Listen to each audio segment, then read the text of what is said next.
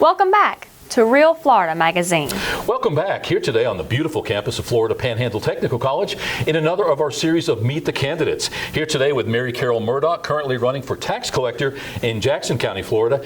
If you're a regular viewer of the show, you know that we are doing these series of interviews for Jackson Bay, Washington, and Holmes counties, inviting all of the announced candidates for all of those respective races in those 4 counties to join us here, making you, hopefully in the process, a more educated, informed voter.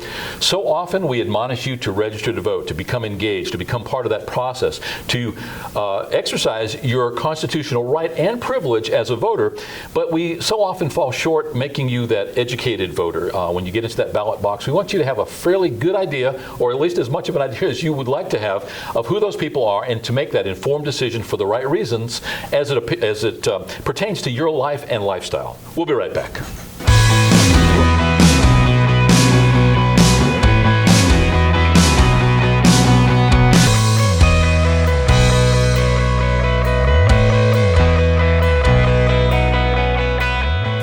Welcome back. As mentioned, our guest is Mary Carol Murdock. Thanks so much for taking the drive over. Well, thank you for having me. Do you actually live in Marianna? No, I live in Malone. Okay, well, so wow, you had quite a ways to drive then. Yeah, I sure did. Thanks for being here. Well, I'm glad you invited me. It's an opportunity for me to let people know why I'm running for tax collector. Absolutely, and shame on you if you don't take advantage of those, That's right. especially free opportunities. That's right. We met at Sunland Center when they did their Art in the Park event. We are working with Sunland, trying to help them get the word out about all the good things that they do. I think it was Jim Peacock that introduced me to you. Jim's been over a couple of times already. This political season is starting to simmer, certainly, starting to heat up just a little bit. In some races, we talked in the pre-show, very many candidates deep in some of these races, and yours not so much. You've got 3 people total running for that office. That's right. There will not be an incumbent in that race, luckily. That's right. And the reason I say luckily is because many times, and most times, when somebody's running for an office, it's because they feel something's being done improperly or not well, or they can do things better, or they simply have better ideas or different ideas, and they would like, and they feel led, and for whatever reason, to get into that position and to institute their thoughts and whatever those reasons are for running, those changes in policy perhaps. Let's talk about tax collector to start with. Let's talk about what the duties, responsibilities, job description is for a tax collector. And I'm presuming that a tax collector, pretty much homogenous across the board, no matter what county in Northwest Florida you'd go to, that tax collector position would be probably about the same job responsibilities and duties. What does the tax collector do? That is a question that I get a lot, just by public, just wanting to know. And the first thing I tell them is, I can tell you what the tax collector is not. It's not a lawmaker.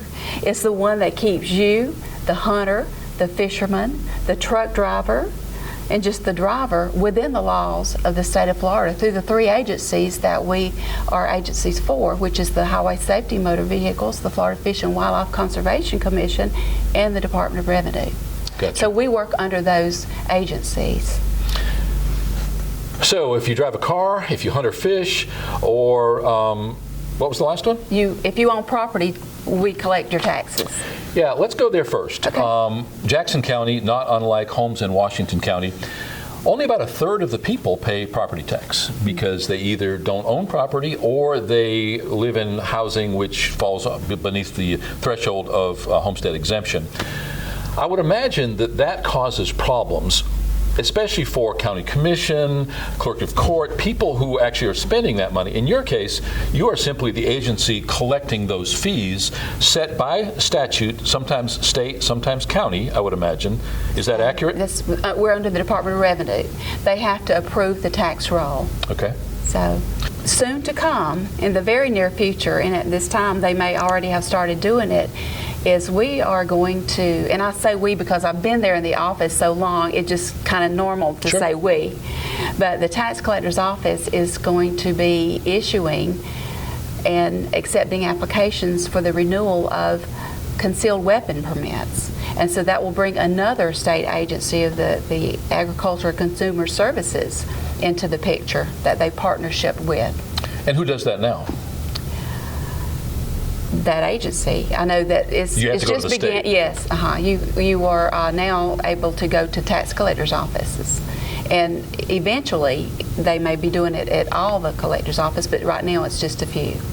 It hasn't been that long where you had to go find a Florida Highway Patrol office that issued driver's licenses, and now that has been absorbed into the county services. Right. That's a wonderful thing. It is, and in, I believe it was October of 2011 that Jackson County became the agency for the Highway Safety of Motor Vehicles for the driver's license division. Okay. Now, you are a longtime employee, or were a longtime employee within that office. Talk about let's start at the beginning. Let's talk about Mary Carroll. Let's talk about your education, Okay. your history, your family within Jackson County, and then your job, the time that you spent in that office, and maybe end up with why you want to be in that position. Okay. Well, to begin with, I was raised in Milan. I grew up in the Mac Chapel community, and I was blessed to have been raised by Christian parents. I went to Milan School. I graduated there as valedictorian. I went on to further my education at Chipola College. I got a degree in the Secretarial Sciences.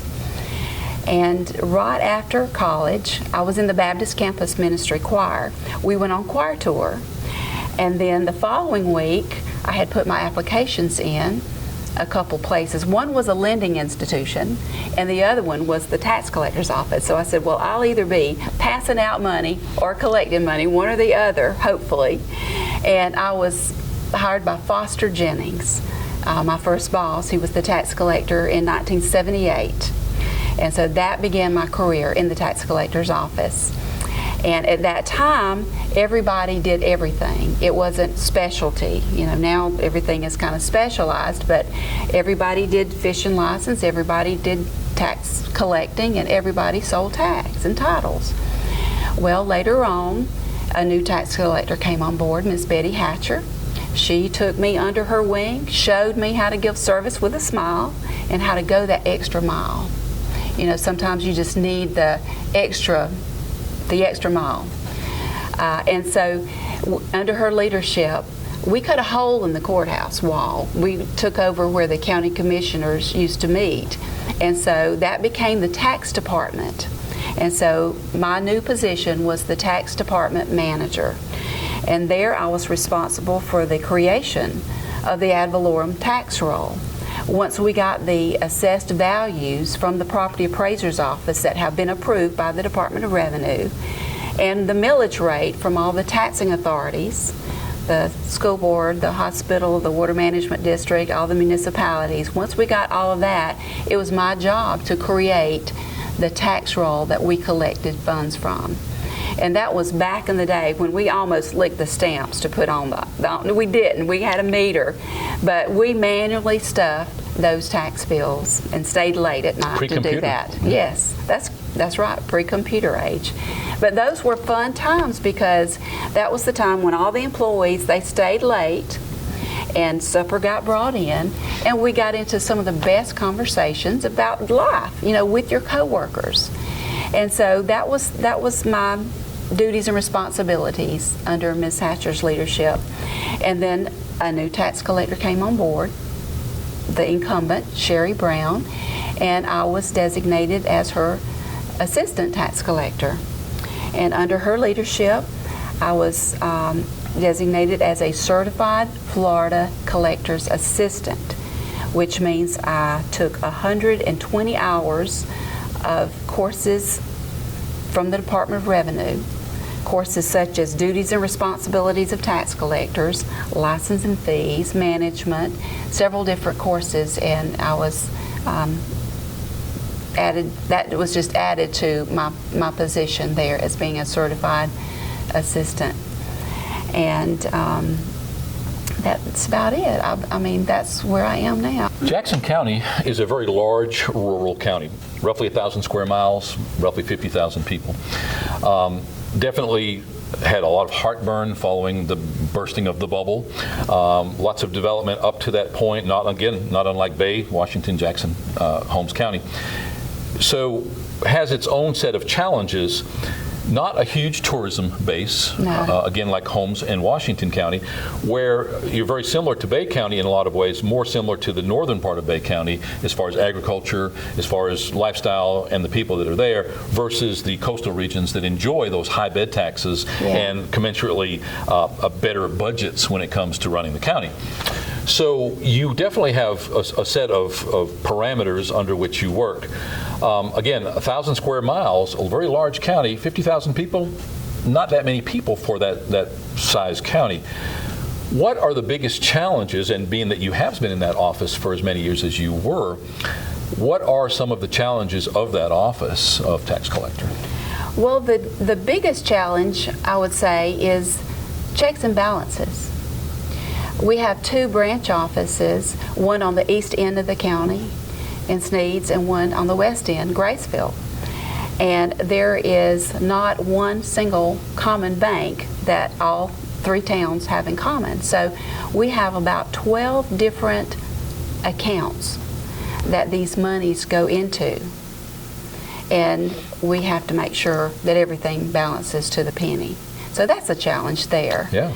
And also a challenge that happens because we are governed by the laws of the state of Florida. We want to help people. They come in the office and they've got problems, and we will do what we can to help them, but so many times our hands are tied because of the laws that we have to stay within.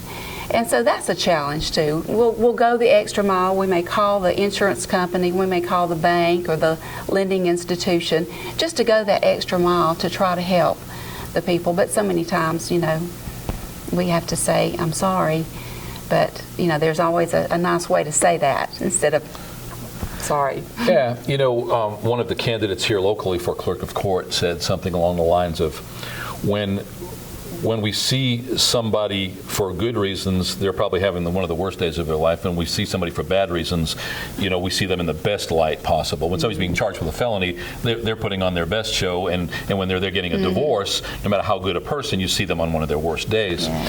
Nobody likes the tax man. The Beatles had the song Tax Man back in the 60s. But at the end of the day, if you have any intelligence and perception of how reality works, you realize that we can't have our roads to drive on or our infrastructure without just exactly that. At the end of the day, do you do anything in correlation, in conjunction with, or under the auspices of the county government? Or are you basically a standalone entity governed by state law and not beholden to the county in any way? Well, at the beginning of a term, once the tax collector, we have to determine if we're going to be a budget officer or a fee officer. And the tax collector, as long as I've been in the office for 34 years, we've always been a fee officer. So we work under the fees that we're collected. So we're not governed, by the county in that way. How many employees roughly in that department? There is, I believe, 21 employees. Wow. So arguably one of the larger departments in the county? I would think the clerk would have more than 20. I think so. Yeah. Yeah. What is the salary of the tax collector in Jackson County? It's $103,000. Okay. What do you find is the attitude? You're on the stump now. You're campaigning. What are people saying to you? Are they ready for that change? When I say change, you will not have an incumbent because that person is retiring. All right, let's put it this way. What are your chances? What are you getting on the street? Well, what I'm hearing from the street is people like to see folks in office who have moved up through the ranks. When I began, I was making $500 a month. And been there, done that. And, my last position was the assistant tax collector. And people like to see people move up through the ranks. That's what I'm getting from people I talk to. Is the county charged with the salary and expenses of the rest of the employees and the operation of that office, or does the state pay for that in some way? I don't know that answer. Okay. When you say you're fee-driven, Are you a self-sufficient office insofar as the fees that come in take care of the expenses of the tax collector and then some, obviously? Yes, Okay. Yes. And then obviously going towards that ad valorem and all of the line items that are therein, whether it's school board or whatever the commensurate expenditures coming from those monies. What do you do with the money? The money comes in, and then do you send that all to the state or to the county? No, we send it to the proper taxing authorities. We send One of those three? Yes, we send it to the school board. If it's inside the city limits, we send it to that city. The Northwest Florida Water Management gets their share. The county gets their share. We keep a portion of that we collect for MSTU, and we're self-sufficient with our funds that we collect. Yours is your job is one of coordination, of networking. I mean, that's just what the agencies that you point out, that's a huge network and constant communications, I would imagine. Mm-hmm. I would imagine that your staff has to be good at what they do. People to start with. Yes. On both sides. You're dealing with the consumer who doesn't really want to come in and pay that tag fee or doesn't want to come in and pay that fishing license fee. No. When the fish are biting, they do. I tell people, I said, nobody wants to come to the tax collector's office. It's because you've had a birthday, you're getting older, you've got to get your tag, or it's that dreaded time of year when you have to render under Caesar that is due to Caesar. And it's just not people are not happy when they come because they have to spend money. But if their fish are biting, if hunting season is around the corner, if they just got that new car they wanted. Or they just got that new car. And that's one of the benefits of working with people is see that 16-year-old smile, grin from ear to ear when you hand over that brand new car tag and he's on the road again, or he's on the road for the first time, or you take that baby's birth certificate and you apply for that lifetime sportsman's license so he can go fishing and hunting like daddy and granddaddy. When you see that air property that's been tied up, taxes not paid, and you see somebody through a process through the tax deed application where the property ownership becomes part of that family again, it's rewarding to be able to help people in such a way. So yes, there are good things that people come to the tax collector's office for. I know that all of our kids in sequence, we always get that call after they're off and married or move out, and did you know it cost this much to put a car on the road? Did you know a washer dryer cost this much? Did you know the power bill cost? Yeah, we're kind of aware of that. Yeah. What is, and you sort of expressed some of this, but I need to ask the question, what is the best part for you of working in that tax collector's office? I would say what I just said. The benefit of seeing the smiles on the faces. I have a good relationship with the other constitutional officers there in the courthouse, the clerk and property appraiser, and we have to work with them so much, with real estate property issues. And we have a good relationship, and it's just fun having employees that you can get along with well. When I asked you, Mary Carol, what the job of tax collector encompassed, you basically told me what all of the different departments and all of the different functions of that larger department, all 21, 22 people. Mm-hmm.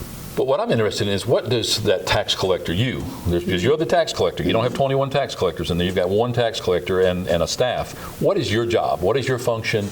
And what do you see going into that position? Because even though you've worked there 34 years, you've never been where the rubber meets the road. Mm-hmm. All that responsibility. What is actually your job? What's your job description at that point? Well, I would say that my job description would be to oversee the tax department, the tag department, the hunting and fishing license department, and the driver's license and now concealed weapon department. Just oversee, make sure that the employees are trained properly, see that they get proper training. I think communication is key to good relationships with your employees, and I want to make sure that they're cross-trained. So many times people are out, they've been working on something for somebody, and they come while they're out. Well, I like for that job to continue, even though somebody is out. So I'd like to make sure that our employees are properly cross-trained so that work can go on, and they will be more informed of other areas other than what they're doing right now. You know, some of them haven't done anything but tags, so that's all they know.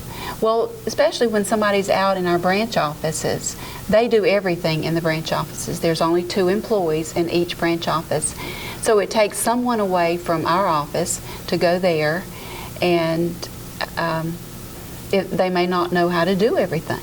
So I'd just like to make sure that the employees are cross-trained so that they can serve the people better. And I believe that employees who are happy, they make better clerks. And I want to make sure that I give the employees the respect that they deserve, because they are out there serving the people. And I just want to make sure that they are happy, and so that they can provide better service, because if they do that, then you, as our boss, will be a happier customer. Yeah, absolutely. What's the average pay of those 21 people that are out there in that office? Ballpark. Within $10,000. 30? 25? 35? 30. 30? Mm-hmm. I personally feel that most of those constitutional offices should not be partisan. I just don't see any, and especially in your case, and there are several others within any county organization. Tax collector doesn't make policy, so your political leanings or proclivities have nothing to do with that office. You are Democrat. You have a Democratic opposer, so you will go through that primary election, and then there's a Republican, and then you will face that Republican in the general election. Right. That's correct? That's right.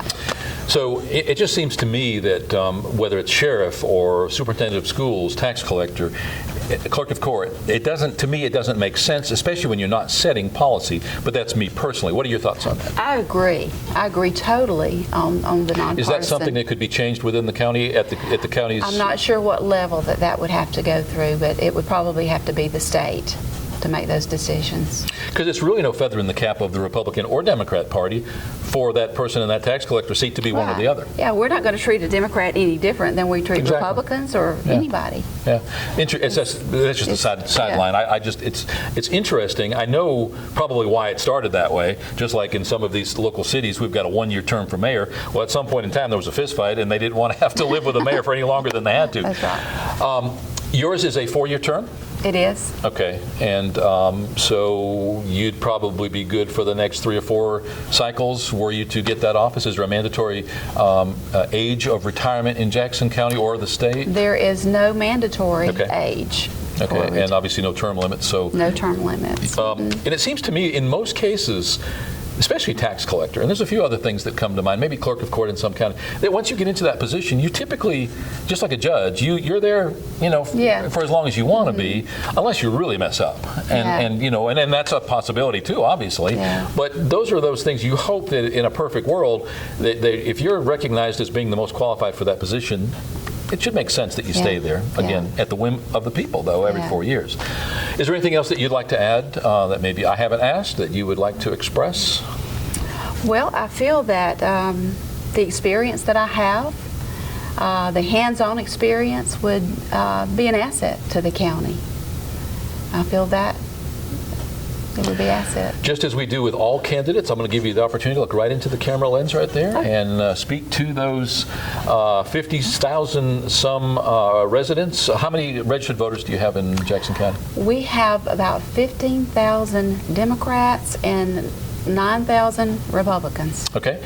Yours one of the few counties around that it's not lopsided the other way yet, but it looks like it's going that way quickly. So speak to those 15,000 Democrats as it pertains to the primary election and tell them exactly why they should vote for you. Well, my name is Mary Carol Murdock, and I'm asking for and would appreciate your vote. I would ask that you would vote for me. I have the hands-on experience, I have the knowledge, I have the day-to-day know-how.